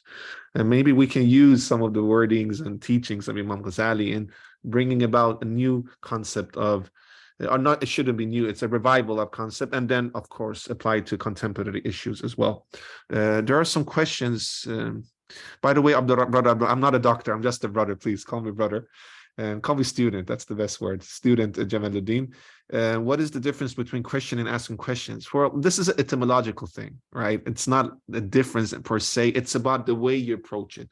Question and questioning could be the same thing. But questioning, sometimes we live in a society where we just question for the sake of questioning, not for the sake of learning. You just want to question because you want to be better. It's a very nafsani way, that's what I mean with questioning. But questioning in order to internalize knowledge into your, as Dr. Mubarak alluded to, Imam Ghazali speaks about heart works, right? Then it's alhamdulillah, then the intention is pure. It's not nafsani then, right? So asking question, it's also important if with the intention of why you're asking questions, right? Because questioning just for the sake of default, which is the tendency, at least in the Western hemisphere, because it's all about, like, look at the Facebook generation. We're questioning things because I want to get more likes, or, this is all, nafsani behavior. But allowing youth to question with the need of learning and internalizing, then questioning could be a good thing as well. So it's all about which intention we put to it and which part of our psychological faculty, because Dr. Mubarak in an eloquent way was alluding to the Aqli perspective, the Albani perspective, etc. So if we want to holistically internalize it with the right intention of internalizing holistically, then questioning could be very good, of course, as long as we don't question certain realities that we shouldn't question. And that's the beauty of Islam. We have certain reality we do not question. You don't need to understand it, you just need to accept it. And these acceptance in this nafsani era, because we live in a narcissistic society today, narcissistic era, everything is up to grabs. But we have sacred things in Islam that is not up to grabs. So that's why it's a very it's a very balanced approach we should have when it comes to questioning. Jazakallah khairan, Brother Abdul Rahman, an honor to have you with us. Could you recommend, Sister Saida, could you recommend some books on Imam Ghazali in English? Dr. Mubarak. Are you asking, is the person asking in terms of primary text or secondary text? Secondary text means books written about Imam Ghazali, or are you asking about books written by Imam Ghazali which has already been translated into English? Which one are you asking, Sister? Sister Saida, is it books about or from? By him. By him. So if you want to have books by him, of course, we are currently reading the book by him, which is Munqidh Ad-Dalala. Okay? If you want a more introductory book, then you can start with Bidayatul Hidayah. You want more advanced philosophical book, of course, you can go to you can go to books like Tahafut al-Falasifa, the incoherence of the philosophy. Right? Yes, they are all in English. Right? They are all those that I have mentioned. They are all been translated into English. The primary text of Imam Muhammad al-Ghazali that has been translated into English. Right? So this book that we are reading, Munqidh Ad-Dalala, the Deliverance from Error, right, is his writing that has been translated into into English. If you want, Sister Saida, thank you, Dr. Mubarak, for explaining. If you want, Sister, we could in the WhatsApp group. And also through email, we could give the link to the one book that Dr. Mubarak read from, and you guys can order it. Unfortunately, due to copyright issues, we cannot share it with you guys. But we can share the link where you can, buy it physically. I think there are digital copies accessible as well for, purchase, inshallah. All right, dear brothers and sisters. Probably we want to stop because it's already 7:20 here. Yeah, I was thinking about that. So, inshallah, we will now finish.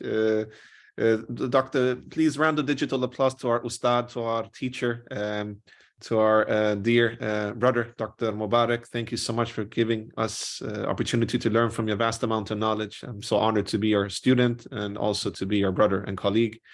I think let me just answer this. Okay. If you are looking for Munqidh Ad-Dalala, the one that we are using, the translation is by Mukhtar Holland. Of course, there are other translations, which is one is being mentioned down there by McCarthy and also by Montgomery Watts. These are two earlier translations, but I'm using the translation by Mukhtar Holland. You can get the other two translations also, all right, by McCarthy and also Montgomery Watt, okay, for this Munqidh Ad-Dalala. If you are looking for Ihya Ulum-ad-Deen translation, of course, the best translations comes from which are published by Fons Vitae and the Islamic Text Society. These are the two best translation of Ihya Ulum-ad-Deen.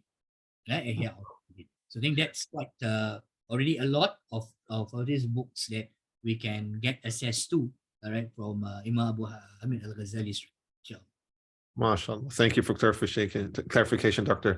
Sister Ismet and Sister Sema, if you can just summarize all these book titles and add it to this WhatsApp group, we would really appreciate it. And perhaps if you can also find the links from whether it's Amazon or other book outlets, please find Muslim book outlets so that we can also put the economy within the circle. That would be great. Thank you, sisters.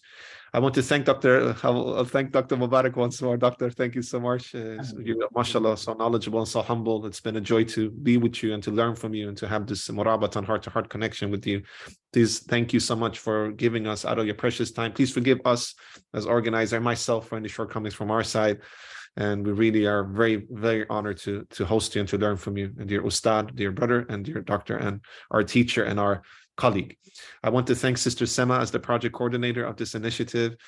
She's from Turkey, and I want us to make a final dua before we end, if Dr. Mubarak can lead us, for all of our Turkish and Syrian brothers and sisters who are suffering. Even though she's been through a lot right this week, she's still here supporting and working. We really admire that, Sister Sema. Thank you so much.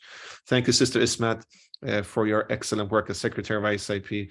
Your guys are, without you, we wouldn't have this opportunity. And also all of you brothers and sisters who joined today from all over the world, from Canada and west to Singapore and east, or Australia, New Zealand. Thank you for joining us. We're very honored to have you all, and mashallah, we learned so much from your knowledge, inshallah. Please continue the discussions in the WhatsApp group. I just opened up the WhatsApp group for discussions now, so you guys can discuss and reflect together. Inshallah, we will look forward to learn from you, inshallah. Thank you for joining, and you guys are the spine of our movement and the heart of our movement, inshallah.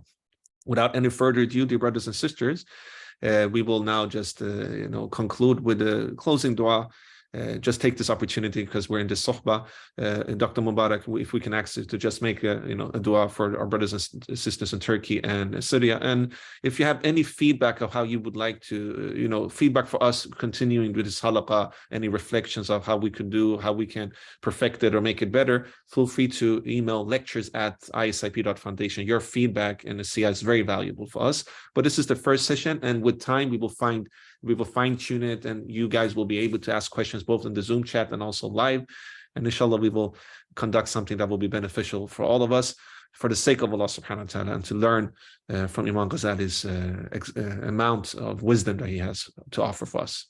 All right, Dr. Mubarak, if you could end by a closing dua, we would really appreciate it, inshallah. Jazakallah khairan.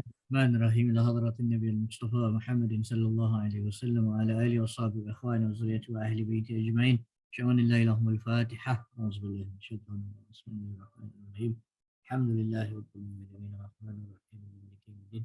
إياك نعبد وإياك نستعين اهدنا الصراط المستقيم صراط الذين أنعمت عليهم غير المغضوب عليهم ولا الضالين آمين.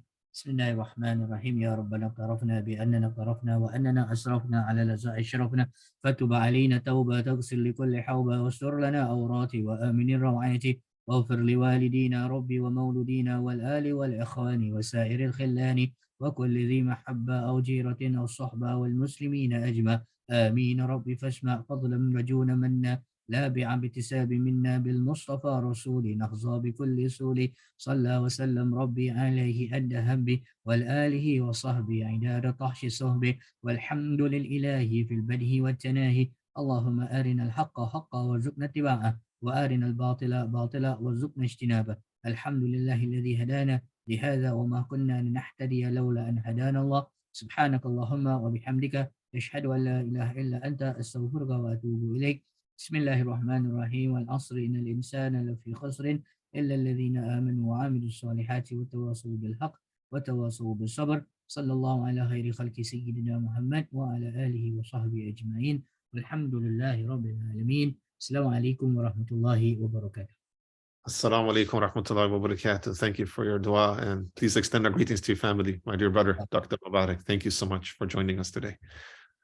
Dear brothers and sisters, assalamu alaikum everyone. We'll see each other in 1 month, same time, second Sunday of the month, 9:30 a.m. GMT. And read the next chapter, please. So we will go through those, not chapter, pages, inshallah. And the recordings will be up on YouTube within a couple of days, inshallah, for you to benefit. Take care of yourself, brothers and sisters. Thank you so much for joining us, and honored to have you all with us.